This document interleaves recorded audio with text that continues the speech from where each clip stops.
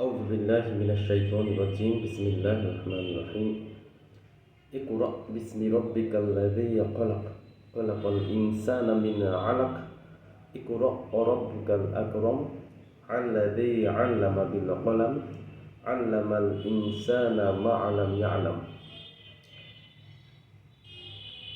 পড়ো তোমার সেই রবের নামে যিনি তোমাকে সৃষ্টি করেছেন, যিনি মানুষকে সৃষ্টি করছেন রক্ত জমাট বাঁধা ঝুলে থাকা বস্তুর ন্যায় বস্তু থেকে।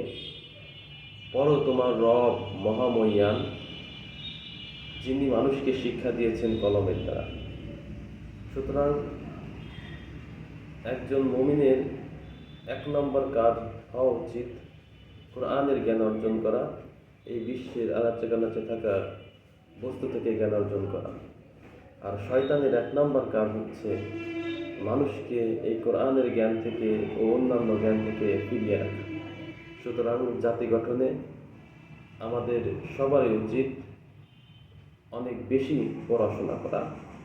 লিও টলস্টয়ের সেই উক্তি যে জাতি গঠনের জন্য তোমাদের 3টা উপদেশ, পড়ো, পড়ো এবং পড়ো। আসসালামু আলাইকুম ওয়া রাহমাতুল্লাহ।